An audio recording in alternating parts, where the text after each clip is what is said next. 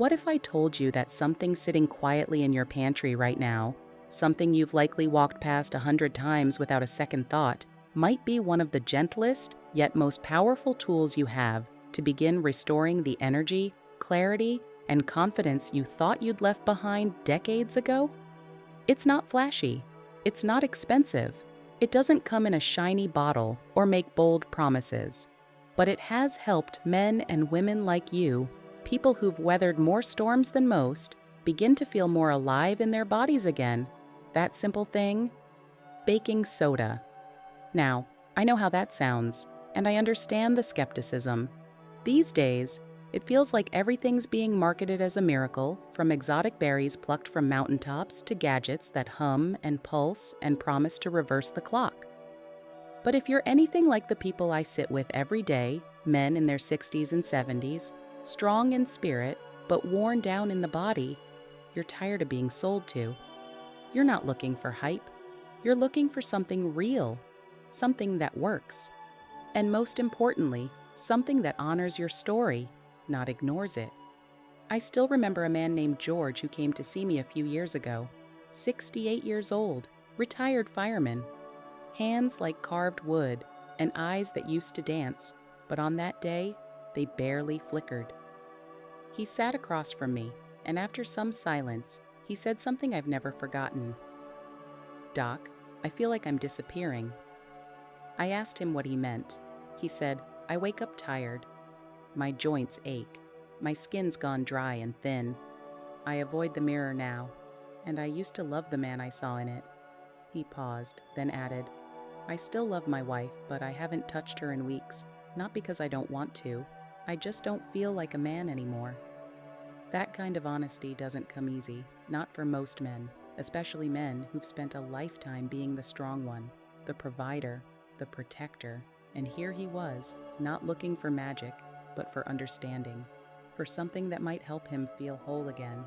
We talked for a long time that day, not just about lab results or prescriptions, but about dignity, about how aging shouldn't feel like a slow erasure, about how sometimes vitality isn't lost.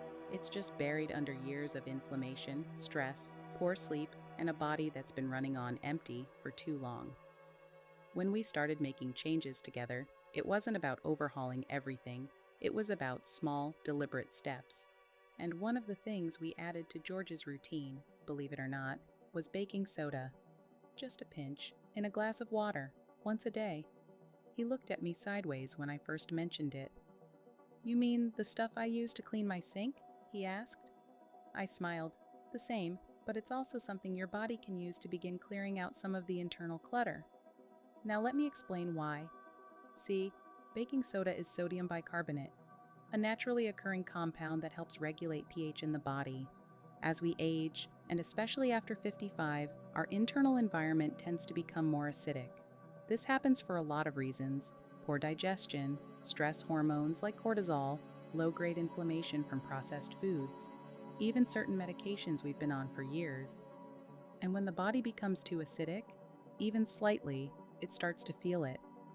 Stiff joints, brain fog, fatigue, skin that looks dull and worn, even circulatory issues that affect intimacy and performance. What baking soda does, in small amounts, is help rebalance that internal terrain. It's not a detox, not a cleanse. Those words have been overused and stripped of meaning. Think of it instead like a slow tide washing over stones that have gathered grime. It doesn't erode you, it reveals you. It creates an environment where your cells can breathe again, where your mitochondria, the tiny power plants inside every cell, can start producing energy more efficiently, where your blood can move more freely, carrying oxygen to the places that have been starved of it. Some early studies, even in older adults, have suggested that low-dose baking soda might support kidney function, reduce inflammation, and even improve muscle performance. But you don't need studies to tell you what your body feels. George told me that within 2 weeks, he was waking up with more energy. His digestion felt smoother. The dry, papery feeling in his skin started to ease, and he looked me in the eye and said, "I feel like I'm coming back to myself." Now I want to be clear. This isn't about selling baking soda as some hidden miracle. It's not. and it's not right for everyone. If you have uncontrolled high blood pressure, kidney issues, or are on a sodium-restricted diet, you need to speak with your doctor first. But for many, this humble powder, when used correctly, can serve as a gentle nudge toward balance. So how do you do it? The protocol I often recommend is simple. Dissolve 1/4 to 1/2 teaspoon of baking soda in a full glass of filtered water. Drink it first thing in the morning, on an empty stomach, or at least 2 hours after a meal. The idea is to give your system a break from digesting, so the baking soda can do its quiet work without interference. Do this for a week, then take a few days off. Listen to how your body responds. Adjust accordingly. And while we're talking about rituals, let me offer another one, less known but deeply nourishing. A baking soda foot soak. 2 tablespoons in a basin of warm water. Let your feet rest there for 15 minutes. No phones, no distractions. Just warm water, your breath, and a moment of stillness. I've had patients tell me they hadn't felt that kind of peace in years. One man said it brought back memories of fishing with his grandfather, feet dangling off the dock into the lake. Healing lives in those small moments, too. You see, what we're really talking about here isn't just chemistry. It's not just pH balance or cellular function. It's restoration. It's the quiet reclamation of your relationship with your own body. When you start taking these small steps, sipping warm water with baking soda, soaking your feet in stillness, choosing to believe that your best days might still be ahead, you're not just treating symptoms. You're tending to your own life force. We live in a world that moves fast and forgets people like you, the men who built things, who endured, who sacrificed without asking for praise. But you deserve to feel good in your skin again, to walk with presence, to look in the mirror and see someone you recognize, not just by face, but by spirit. And it starts not with sweeping changes, but with a willingness to believe that feeling better is still possible. There's a kind of radiance that doesn't come from lotions or surgeries. It comes from within, when your body begins to hum again, when your mind feels clearer, when your energy rises not with caffeine, but from something deeper.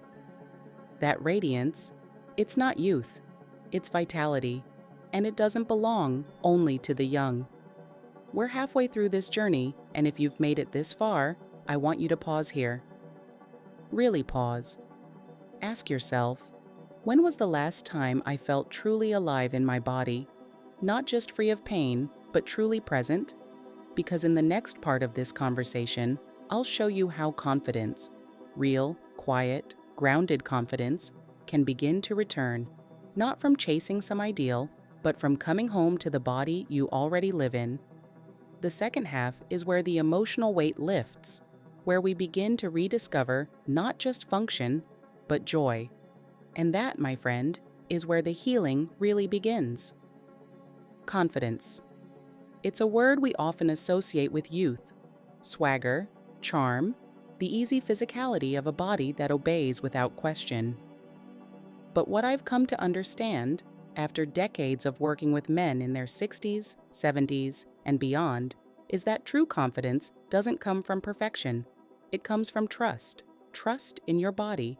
Trust that it will respond to your care. Trust that it's not too late to feel whole again. And when that trust is rebuilt, even slowly, even in the smallest ways, something changes. You stand a little taller. You breathe more deeply. You stop bracing for disappointment every time you look in the mirror or reach for your partner's hand. I want to tell you about Maria. She's 72, widowed, and had fallen into a quiet kind of resignation. Her words, not mine. She said, "I still go through the motions, eat, walk, sleep, but I feel like I'm living in the waiting room of life, not the main event." She came to me not looking for a diagnosis, but for a spark. We started small.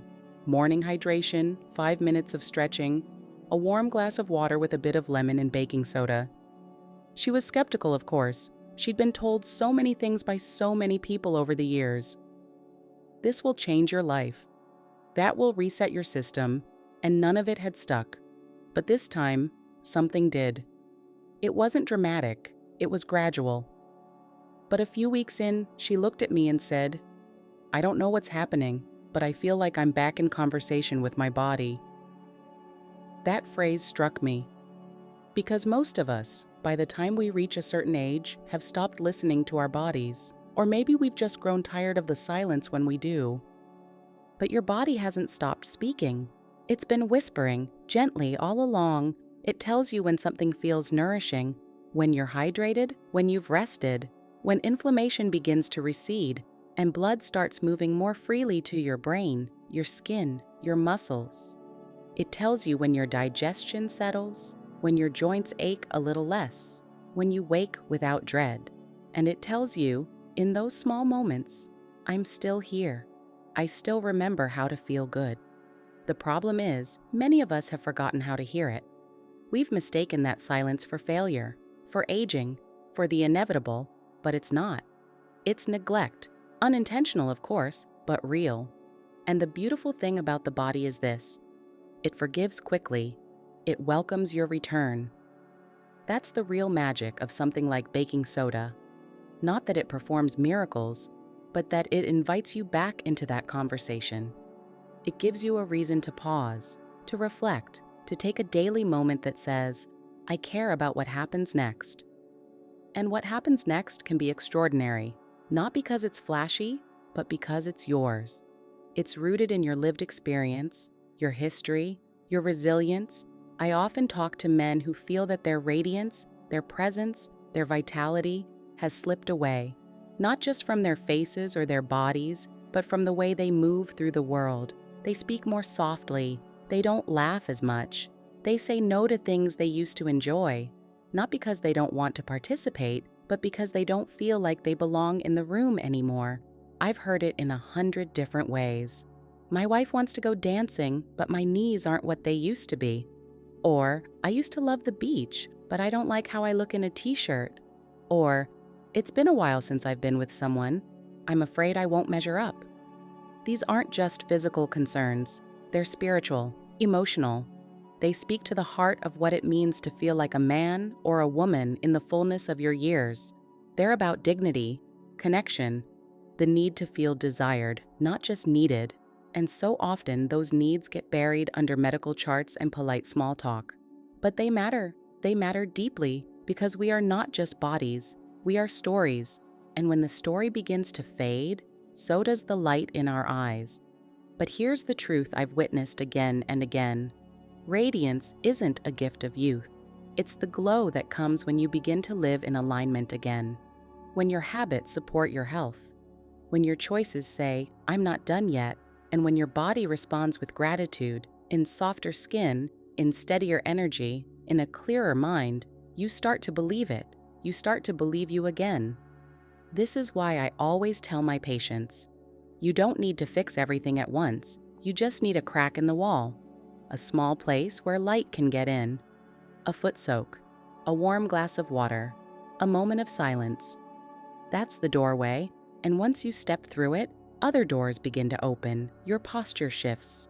You sleep a little more deeply. You're more willing to take a walk, to reach out, to smile first. That's not chemistry. That's reclaiming your place in the world. And as you do, something else returns. Confidence. Not the bravado of your 20s, not the performance-driven kind, but the quieter, deeper confidence of a man or woman who knows their body, who respects it, who isn't trying to escape it, but live in it fully. That kind of confidence doesn't need permission. It doesn't wait for the right weather or the perfect waistline. It shows up. It steadies your voice when you speak. It holds your gaze in the mirror. It reminds you that you are still deeply, profoundly alive. I can't promise that baking soda will change your life. That's not what this is about. But I can tell you that the small, loving rituals we build around our bodies can shift the entire direction of how we age.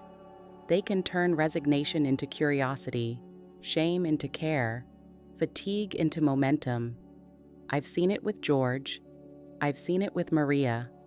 And I've seen it with men and women who've lived hard lives and still found their way back to joy. So tonight, when the house is quiet and the day has softened, I want you to go to your kitchen. Find that little orange box that's been sitting in the back of the cupboard. Take it out. Hold it in your hands. Let it represent not a miracle, but a beginning. Dissolve half a teaspoon into warm water. Sip slowly, and as you do, remind yourself, healing doesn't have to be loud. It doesn't have to be dramatic. Sometimes it whispers. Sometimes it comes in quiet waves. Sometimes it starts with something as humble as baking soda. And while you're at it, consider the other ways you can show up for yourself this week, not in punishment or guilt, but in gentleness. Wake up 5 minutes earlier to stretch. Go outside and feel the morning sun on your face. Call someone you love and really listen. Breathe deep, not for any reason, but because it feels good to fill your lungs. These are not just habits. They are sacred acts of remembering who you are, remembering that your vitality is not gone. It's just waiting to be called forward. Your body has carried you through more than most people will ever understand. It has fought for you, adapted, recovered. It remembers how to be well. It just needs your partnership. And maybe, just maybe, a little baking soda. So start there, start small, and trust the process. Trust your body. Trust that you are worth the effort, because you are. You always have been. I'm Dr. Camila Cruz, and I believe your radiance was never lost. It was simply waiting for you to look again, to listen again, to believe again. And now that you have, the path forward is yours to walk, one simple, hopeful step at a time.